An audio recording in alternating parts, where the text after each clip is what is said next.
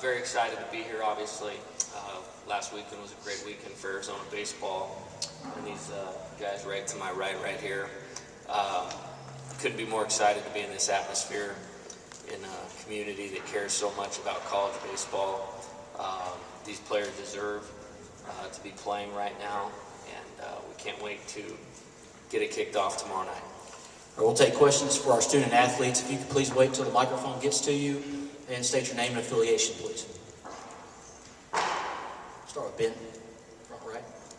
Yeah, Ben Wake, Commercial Dispatch. Zach, looking at your year last year, not the best offensive season, really good this year. What did you do to kind of get that turnaround and get it going this season? I definitely give all my credit to the coaches. All fall they're working on my swing and getting lower my legs. Just talking to the seniors, like I said before, just trying to go out with a bang our last year and just really show the Tucson community what Arizona baseball is about.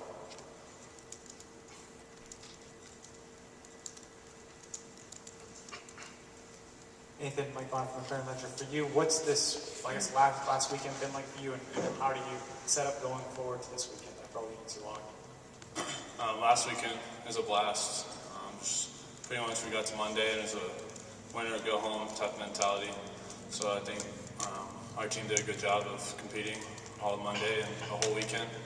And now we're just on to this weekend and how we can execute what Arizona does and do it to the best of our ability. Stay front right, Ben. Yeah, a lot of guys talk about how they go off in the summer and have really good summers and get rejuvenated. Did that happen to you this summer or last summer? Definitely, I was able to go out and play, and right before I went out to Summer Bowl, Coach Johnson called me and introduced himself, and just right then and there, I knew it was going to be a great year. So I definitely think the summer had a lot to do with my success this year. I'm happy.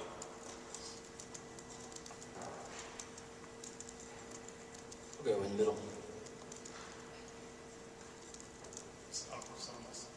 Yeah, right in this. Hi, I'm Michael Liv with the Arizona Daily Star. Zach, this is the site of your only career home run in college baseball. What do you remember about that, and do you think maybe you could hit another one here this weekend? I'm just going to try to get on base for the team and just give us an opportunity to win. But yeah, it is the site for my only home run. I don't really remember much. I mean, since it being my first home run is kind of all a blur. But this week I'm just going to try to get on base and stay hard and low, middle of the field. Come front left, right. Nathan Robbie Falk, Starkville Daily. Lots made at a pitch count, especially this time of year, and you came back and pitched that game. What was your mindset going in? What were your thoughts, and was there any chance that you weren't going to pitch that game? No, actually, Sunday night in the 7th inning, Coach Johnson told me I was going to start game 1. If we made it, if we held on to Sunday night, and just that whole night and that morning I was ready. I was preparing. My arm felt great. We got good conditioning in on Saturday. We didn't have a game that day, so that was really helpful, and it was full go on Monday. We'll go to the back with Steve in the front right. Steve Robertson with Dogs Bite and Teams Page. Zach, what, if anything, can you take away from last year's experiences playing a couple of games here in the stadium? It's definitely different. I mean, having all the fans, in the background with the trailers and stuff, it's definitely different, but it's going to be a fun experience. I heard they heckle you a little bit, so I'm definitely ready for that. But I think all in all, this being our first super regional in a while, it'll be fun. Go to the front right. Nathan, how did you feel maybe Tuesday or Wednesday, and how are you feeling going into this weekend? I feel great. Once again, in the hotel we were staying at in Louisiana, they had a good fitness room, so I hit that up, and I'm ready to go. Excited for the opportunity to play in Mississippi State, and we're full go. Ben. Zach, I saw y'all been like 12,000 miles these last couple of months. How has that been, and just how have y'all been able to keep it going and to make it this far? It's been good. I mean, I give credit to our trainers and our coaches. Our trainers have been working our butt off. I mean, giving us water, getting us food, and then our coaches are making sure we're getting our rest with meetings late at night and then going straight to bed. I mean, I definitely think that's the main contributor to that.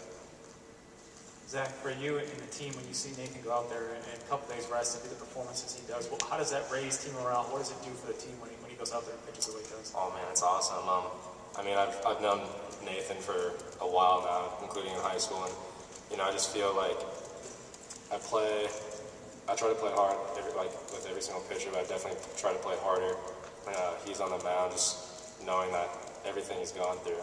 I definitely think it boosted our team a lot, showing that he has the strength to go out and do that. So, I mean, we should be able to have the strength to go out and compete. Front.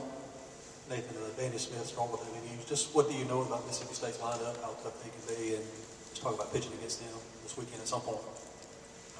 Haven't looked much into them video-wise, but looking at their stat sheet, know we got some high averages, and I think just the main thing is going to get the leadoff guy out.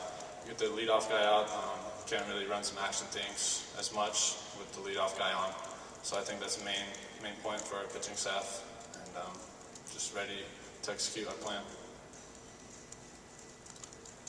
All right, no more questions for the student athletes. Thank you, gentlemen. You're dismissed. We'll take questions for Coach Johnson now. Start at the front row. Yeah, Coach, what do you think has been the biggest reason that Zach has been able to turn around offensively this year? He's got great hand-eye coordination. For not a very big guy, he creates a lot of bat speed, and the adjustment for us was to try to tap into his lower half. Like he said, he's built low to the ground, like me. So maybe that helped a little bit. But he's got great quick twitch muscles. He's great hand-eye, can use the whole field, and he can hurt you on the inner half of the plate as well. And he's got great bat speed, and just a really complete hitter. You know, he hits mistakes, he battles with 2 strikes, and his willingness to be coached and make some adjustments got us off to a good start. He had some immediate success in the fall, which I think helped out, and he's kind of been the guy that's made our team go. Jay Mike Bonner from Clarion Ledger. What is it about Nathan? I'm not sure there's probably a lot of pitchers in the country that could have done what he did last weekend. What allows him to be able to do what he did? Well, that's a great story from the time that we met.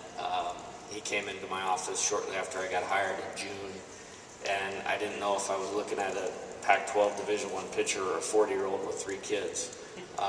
He needed to do some things with his body, and he lost a bunch of weight, 37 pounds to be exact.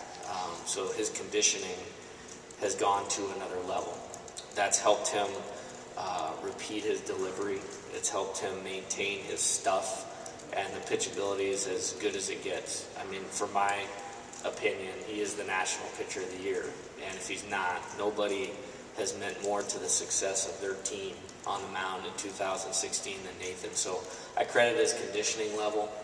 We did some unique things between Friday and Monday to get him to where he could do that, and I would have got pummeled if I would have not pitched him from him. He's a little bigger than I am. So.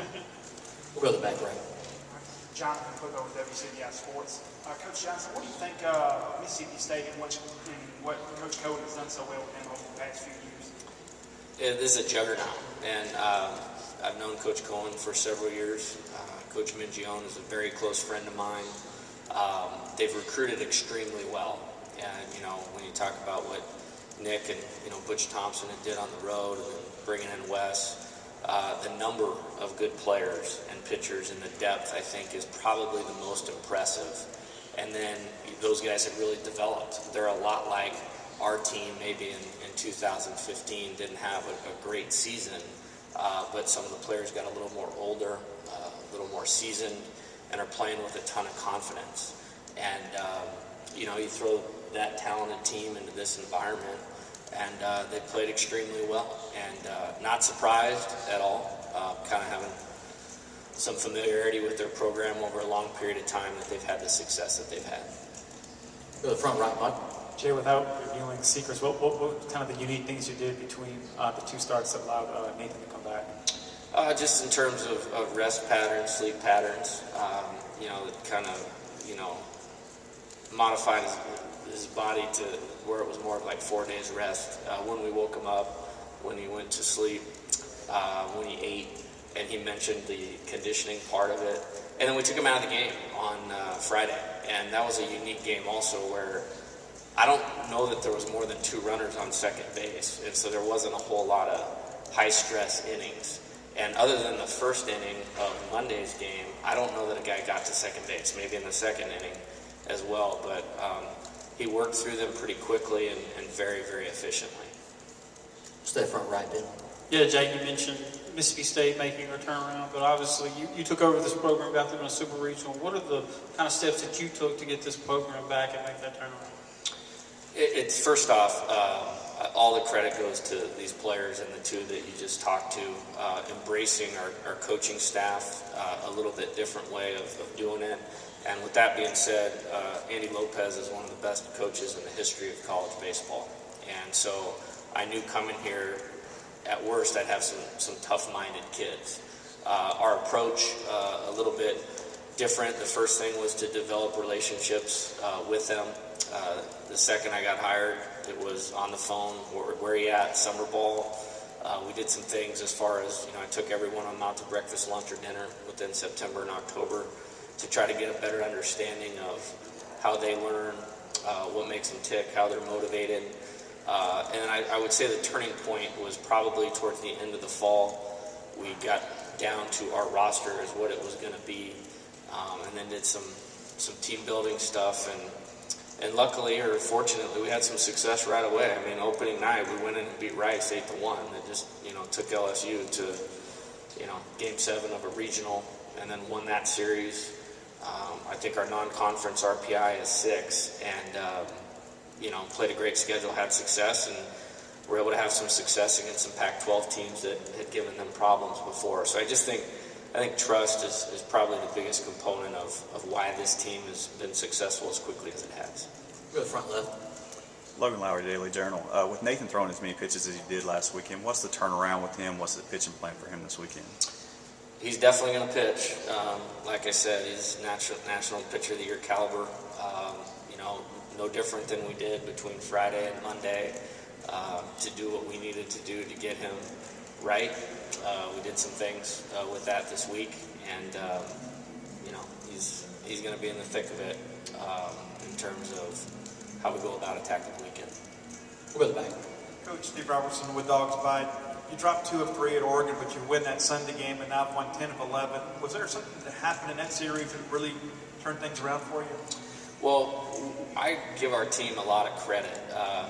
We've had a couple points along the way, and you can't go through the SEC or the Pac-12 without being challenged. And the Oregon series, Cole Irvin on Friday night is a very talented pitcher, and I tip my hat to him. I would say in the Saturday game, and we were still in contention for the conference championship on Saturday, and it was a 2-2 game.